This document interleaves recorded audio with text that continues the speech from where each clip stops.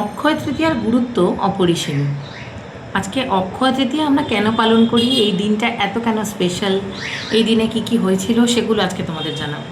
দেখো, যে কোনো পুজো পার্বণই, যে কোনো অনুষ্ঠানই, যে কোনো ইম্পর্ট্যান্ট দিনই আমরা কেন করছি সেটা আমাদের জানাটা খুব দরকার।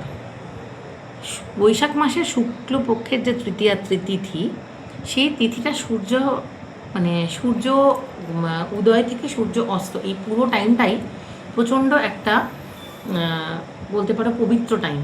এই টাইমে মানুষ, পৃথিবীতে এমন কোনো কাজ মানুষের জন্য নেই যেটা মানুষ যদি ভালোর জন্য করে সেটা তার সাস্টেন করবে না, এরকম কোনো কাজ নেই। সেই জন্য বলা হয় অক্ষয় তৃতীয়ার দিন অনেক ভেবেচিন্তে কাজ করা উচিত।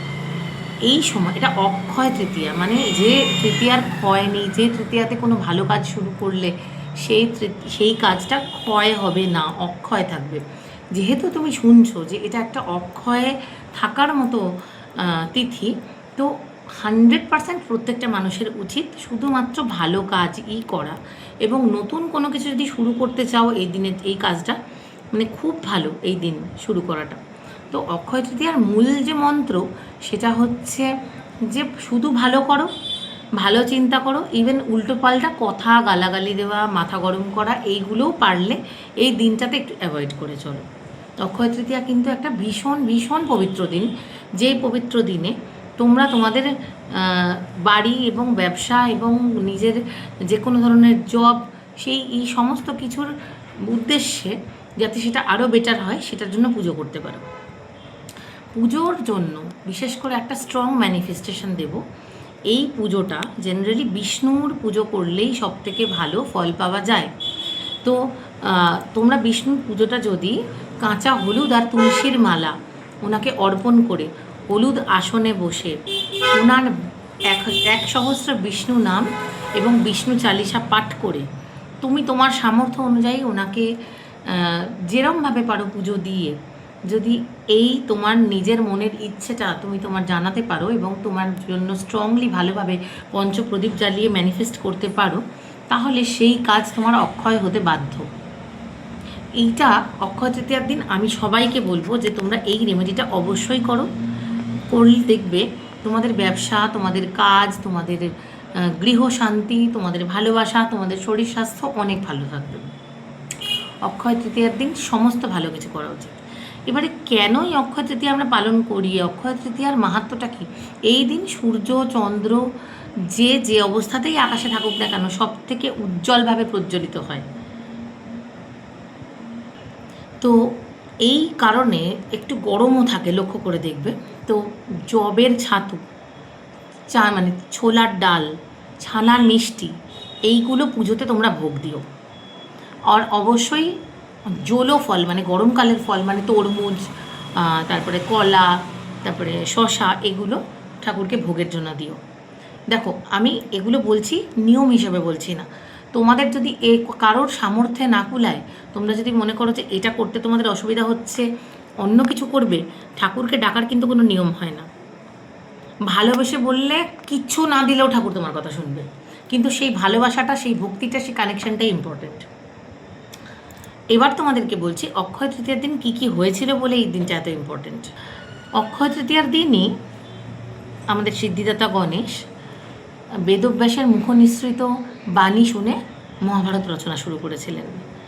এই কারণে মহাভারতকে এত বেশি পবিত্র এবং এত বেশি মান্যতা দেওয়া হয়, কারণ অক্ষয় তৃতীয়ার দিন শুরু করার ফলে সেই কাহিনীটা আমাদের যুগ যুগ ধরে অক্ষয় হয়ে গেছে। মহাভারতের মতো পপুলারিটি বলতে পারো খুব কম গ্রন্থেরই আছে, তাই নয় কি? তোমরা ভেবে দেখো। আর অক্ষয় তৃতীয়ার দিনই এইটা শুরু হয়েছিল, তার একটা আলাদা মাহাত্ম্য তো আছেই। আর অক্ষয় তৃতীয়ার দিন আর একটা ভীষণ ইম্পর্ট্যান্ট জিনিস হয়েছিল, সেটা হচ্ছে এই দিনই মা গঙ্গাকে রাজা ভগীরথ মর্তে নিয়ে এসেছিলেন। এই অক্ষয় তৃতীয়ার দিন সেই জন্য তোমরা যদি পারো, কারোর বাড়ির পাশে যদি কোনো পূর্ণ নদী থাকে, গঙ্গা বা অন্য যে কোনো নদী, তোমরা সেই নদীতে গিয়ে স্নান করে তোমাদের দুঃখ কষ্টের কথা ত্যাগ করে দিয়ে আসতে পারো। মা গঙ্গা সেদিনকে তোমাদের দুঃখ কষ্ট, শোক, গ্লানি সব কিছু দেখবে তোমাদের মানে জীবন থেকে সরিয়ে দেবেন। অক্ষয় তৃতীয়ার দিন বলা হয়, তন্ত্রমতে বলা হয়, অক্ষয় তৃতীয়ার দিন মা সতী প্রতিনিন্দা শুনে নিজের শরীরের তাপ নিগ্রহ করে ওই দিন নিজেকে ভস্মীভূত করে নিজেকে নিজে দেহত্যাগ করেন, নিজেকে শেষ করে দেন। তো ওই যে উনি কোপাগ্নি দিয়ে নিজেকে ভস্মীভূত করেছিলেন, সেই ভস্মীভূত হওয়ার থেকে যে ধোঁয়া বেরিয়েছিল, সেই ধোঁয়া থেকে অক্ষয় তৃতীয়ার দিনই মা ধূমাবতীর আবির্ভাব। আমার পেজ যারা ফলো করো তারা জানো আমি মা ধূমাবতীকে নিয়ে তোমাদের কাছে অনেক কিছু শেয়ার করেছি। আজকে তোমাদেরকে বলছি এই যে ধোঁয়া থেকে ধূমাবতীর আবির্ভাব, সেই ধূমাবতীর মন্ত্র চ্যান্ট মানে ধূম, যেটা আমি বারবার বলি পেট থেকে উচ্চারণ করতে। যারা মনে করছো তাদের বাড়িতে কোনো ধরনের নেগেটিভিটি আছে, তাদের জীবনে কোনো নেগেটিভিটি আছে, কোনো সমস্যা আছে, যারা এই ধরনের সমস্যায় ভুগছো, তারা এই দিন অক্ষয় তৃতীয়ার দিন বাড়িতে 5টা কর্পূর, 5টা গোলমরিচ, 5টা লবঙ্গ একসাথে মাটির পাত্রে নিয়ে সারা বাড়িতে ঘুরিয়ে ধূম চ্যান্ট করবে 108 বার। ধূম যথেষ্ট একদম শ্বাস টেনে জোরে জোরে ধূম বলে সারা বাড়িতে ঘোরাবে সন্ধেবেলা। দেখবে তোমাদের বাড়ির সমস্ত নেগেটিভিটি আস্তে আস্তে চলে গেছে, কারণ মা ধূমাবতীর আবির্ভাবের দিন এই অক্ষয় তৃতীয়ার দিন। তো তোমাদের লাইফের সমস্ত নেগেটিভিটিকে উনি সরিয়ে দেবেন। মা ধূমাবতী দশমহাবিদ্যার একজন প্রচণ্ড স্ট্রং, প্রচণ্ড শক্তিশালী একজন দেবী, যে দেবী নিজের জীবনকে, নিজের অস্তিত্বকে একেবারে ধোঁয়ার মতো করে শেষ করে দিয়ে মানুষের জন্য ভালো করেন। তো অবশ্যই তোমরা ধূমাবতীর পুজো করতে পারো যদি তোমরা নিজের জীবন থেকে নেগেটিভিটিকে দূর করতে চাও। মা অন্নপূর্ণার মর্তে আগমন এই অক্ষয় তৃতীয়ার দিন, মানে এত ভালো ভালো ঘটনাই অক্ষয় তৃতীয়ার দিন ঘটেছে। সূর্যোদয় থেকে সূর্যাস্ত, ভাবতে পারবে না কতটা ভালো দিন এটা, কতটা ভালো ভালো কাজ তোমরা নিজেদের জন্য করতে পারো। পুজো পাঠ, মন্ত্র উচ্চারণ, দান, মানুষকে সেবা করা। দেখো আমরা কেউ আজকাল এই সংসার সন্ততি ছেড়ে লোকের ঘরে ঘরে মানুষের ভালো করতে যেতে পারি না, কিন্তু নিজের ঘরেও অনেক মানুষ থাকে।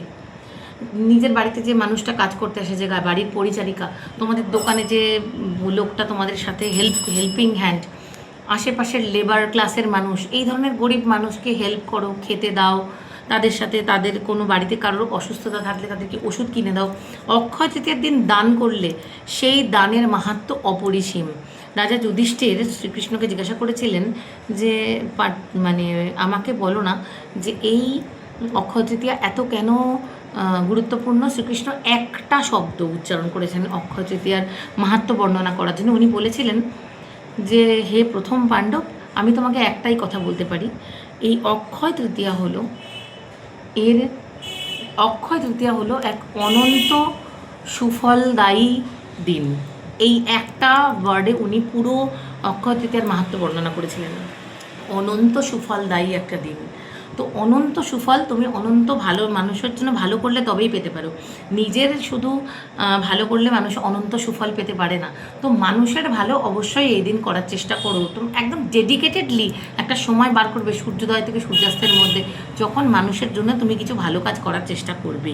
আচ্ছা, এত কিছুর পরে এবার লাস্ট যেটা বলবো, এই দিনই কুবেরের ধনপ্রাপ্তি হয়েছিল। মহাদেব কুবেরের তোমাদের তপস্যায় মানে খুশি হয়ে কুবেরকে লক্ষ্মী লাভ করিয়েছিলেন, অতুল ঐশ্বর্য ধনের অধিকারী করেছিলেন। তো এই দিন কুবেরের লক্ষ্মী লাভ হয়েছিল, সেই জন্য এই দিন বৈভব লক্ষ্মীর পুজো করা হয়। তো তোমরা তোমাদের বাড়িতে বিষ্ণুর পুজো ছাড়াও মা লক্ষ্মীর বৈভব লক্ষ্মী হিসাবে পুজো করতে পারো। সেই লক্ষ্মী পুজোতে তোমরা যা কিছু করতে পারো, সেই পুজোতে অবশ্যই তেজপাতা কুচি, এলাচ কুচি, লবঙ্গ কুচি, দারচিনি কুচি আর কালো গোলমরিচ কুচি, গোটা গোলমরিচ কুচি দিয়ে পঞ্চপ্রদীপ জ্বালিয়ে মাকে তোমরা প্রদীপ দেখাতে পারো। এইভাবে অক্ষয় তৃতীয়া পালন করে দেখো। যত দিন যায় আমার পেজে থেকে প্রচুর মানুষের তোমরা রিভিউ দেখতে পাবে যে দিদি এই মাসে দেখিয়েছিলাম, এই মাস থেকে এখন আমরা ভালো আছি। সেইটা তোমরা লক্ষ্য করে দেখো 6 মাস, 8 মাস, 10 মাস পরে রিভিউ। কেন বলো তো? কারণ পৃথিবীতে এমন কোনো রিভিউ নেই যেটা এমন কোনো রেমেডি নেই যেটা তুমি আজকে করবে আর কালকে ফল পাবে। তুমি যে পড়াশোনা করেছো, তুমি যে বড় হয়েছো, তোমার যে জীবনে একটা করে রিলেশন তৈরি হয়েছে, কোনো জিনিসটাই কিন্তু একদিনে হয়নি, সবটাই একটা সময় সাপেক্ষ। আমি যে রেমেডিগুলো দিই সেগুলো খুব ঘরোয়া রেমেডি, খুব স্বাভাবিক রেমেডি। এই রেমেডি যদি কোনো মানুষ লাইফস্টাইল রেমেডি হিসেবে রোজ রোজ করতে থাকে, প্রত্যেক দিন যদি সেই মানুষ এটা নিয়ে এগোতে থাকে, আমি কথা দিতে পারি তোমাদেরকে যে তোমরা এর সুফল লং রানে আস্তে আস্তে পেতে বাধ্য। তোমরাও একদিন আমাকে লিখে পাঠাবে যে দিদি এই রেমেডিটা করতাম, রোজ করতে করতে এখন আমরা ভালো আছি। যে কারণে আমি তেজপাতার রেমেডি সবাইকে রোজ করতে বলি। তো আমার ভিডিওটা দেখে যারা তেজপাতার রেমেডি জানো না, আমাকে লিখো যে তেজপাতার রেমেডিটা দিন, আমি তোমাদেরকে পাঠিয়ে দেবো তেজপাতার রেমেডি। এই ধরনের রেমেডিগুলো, ম্যাজিক ওয়াটারের রেমেডি করো, তেজপাতার রেমেডি করো, হনুমান চালিসা পড়ো, এগুলো রেগুলার করতে থাকো। এই যে এক একটা ভালো ভালো দিনে এতগুলো রেমেডি, এতগুলো মাহাত্ম্য তোমাদেরকে বলছি, তোমরা যদি প্রত্যেকটা জিনিস রেগুলার বেসিসে করতে থাকো না, লং রানে গিয়ে 3 মাস 4 মাস 6 মাস পর এর ভালো এফেক্ট তোমরা পেতে বাধ্য। করে তো দেখো, ভালো হতে বাধ্য। এত বড় কথা বলছি তোমাদেরকে। সো আজকের ভিডিওটা এখানেই শেষ করলাম। সবাই ভালো থেকো। কনসালটেশন নেওয়ার জন্য আমাকে নিচের দেওয়া নাম্বারে যোগাযোগ করো। টাটা।